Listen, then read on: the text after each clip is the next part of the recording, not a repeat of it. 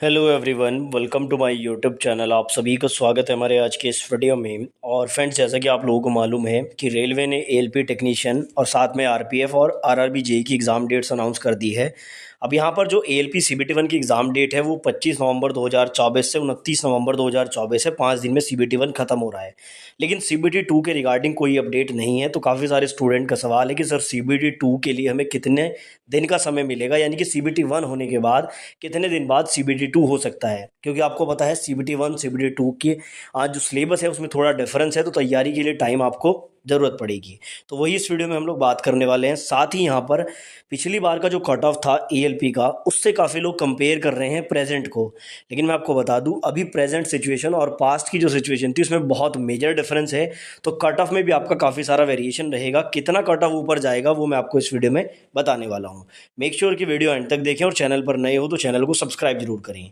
साथ ही आपको बता दूं, जैसा कि आपको पता है एग्जाम डेट सभी की अनाउंस हो चुकी हैं। तो आप लोग यहाँ पर mock test, previous year test इनको लगाना शुरू कर दीजिए, क्योंकि आपकी तैयारी तभी कंप्लीट होती है जब आप प्रीवियस ईयर टेस्ट या फिर मॉक टेस्ट लगाते हैं। टेक्स्ट बुक पास प्रो आप लोग ले सकते हैं, जिसमें आपको ईएलपी टेक्नीशियन, आरआरबी जेई और आरपीएफ एसआई के एग्जाम्स के लिए मॉक टेस्ट के साथ साथ प्रीवियस ईयर टेस्ट भी मिलने वाले हैं।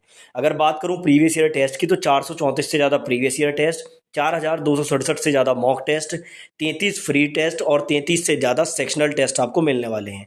सभी टेस्ट 8 से ज़्यादा लैंग्वेज में आपको मिलेंगे। तो अभी जाकर परचेज कर लीजिए, लिंक मैंने डिस्क्रिप्शन में दिया है। और अभी आपको यहाँ पर 13% का डिस्काउंट भी मिल रहा है। परचेज करते टाइम EG10 कोड का यूज़ आपको कर लेना है, जिससे आपको ये 13% का डिस्काउंट मिल जाएगा और सभी एग्जाम्स के लिए आप लोग टेस्ट लगा सकते हैं। तो आते हैं वापस अपने टॉपिक पर। जैसा कि आपको पता है कि 25 नवंबर से 29 नवंबर तक आपका सीबीटी 1 चलेगा। अब सीबीटी 2 की कोई डेट यहाँ पर अनाउंस नहीं है, लेकिन मैं आपको जो रेलवे का पिछला ट्रैक रिकॉर्ड रहा है उसके आधार पर बताऊंगा। जैसे ही 29 नवंबर को आपका सीबीटी 1 खत्म होगा, तो उसके कम से कम 15 से 20 दिन के बाद इसकी आंसर की आएगी। ये रेलवे का पास्ट ट्रैक रिकॉर्ड है। वैसे तो रेलवे चाहे तो 2-2 4-4 महीने बाद भी आंसर की दे देता है, लेकिन जो एक इनका एवरेज टाइम है वो इतना ही है, 15 से 20 दिन। तो मान के चलो कि 20 दिसंबर तक आपका यहाँ पर जो है आंसर की आउट होगी। आंसर की आउट होने के बाद फिर उसमें आपको ऑब्जेक्शन करने का मौका मिलता है। कोई क्वेश्चन अगर आपका सही है और वो गलत कर दिया रेलवे ने, तो आप ऑब्जेक्शन रेज कर सकते हैं। उसमें भी कम से कम 5 से 7 दिन का समय रेलवे आपको देता है। तो ये मान लो कि आंसर की आने में और ऑब्जेक्शन वगैरह में आपका दिसंबर पूरा निकल जाएगा। यानी कि दिसंबर में तो आपका सीबीटी 2 होने के कोई चांस नहीं है। अब उसके बाद क्या है, उसके बाद है रिजल्ट प्रिपेयर करना, यानी कि सीबीटी 1 का रिजल्ट और सीबीटी 1 की जो कट ऑफ है वो जारी करना। अब इसमें भी रेलवे बहुत समय ले लेता है, लेकिन मिनिमम अगर टाइम हम लोग मान लें तो 1 महीने का समय तो इसमें 100% रेलवे लेने वाला है। यानी कि जनवरी में भी आपका सीबीटी 2 संभव नहीं है। जनवरी के लास्ट में जाकर कहीं आपका रिजल्ट और कट ऑफ जारी होगी। तो इसके अनुसार अगर देखा जाए तो सीबीटी 2 की जो संभावना है वो रिजल्ट आने के कम से कम 1 मंथ के बाद की रहती है। ठीक है। जिन एग्जाम्स में सीबीटी 1 सीबीटी 2 होता है, तो रेलवे कम से कम 20 से 25 दिन का गैप तो बीच में लेता ही है। तो इन सारी कंडीशंस को देखते हुए आप लोग मान के चलिए कि फरवरी लास्ट में ही आपका सीबीटी 2 ठीक है होने की संभावना है। और ये फरवरी है 2025 की।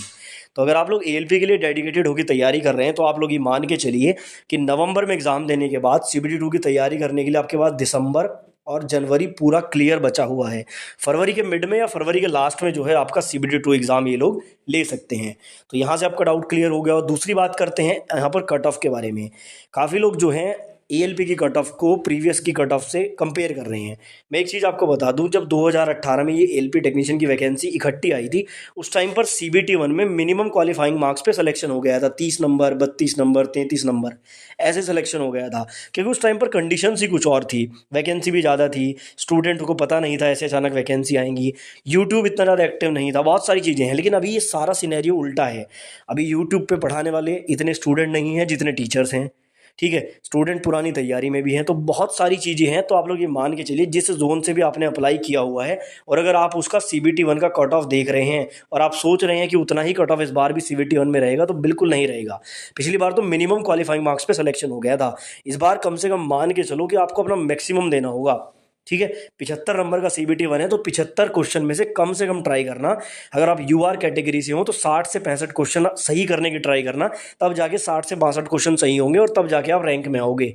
बाकी ओबीसी एससी एसटी थोड़ा एक एक दो नंबर कम कर सकते हैं। तो इतना टारगेट मान के चलो, तब जाकर आपका CBT 1 क्लियर हो पाएगा। ठीक है, वैसे CBT 1 में 15 गुना जाने हैं, 2,81,000 के समथिंग स्टूडेंट जाने हैं, तो बहुत हाई भी नहीं जाएगा, लेकिन टारगेट अपना बड़ा रखो। मेरा कहने का मतलब सिर्फ ये है।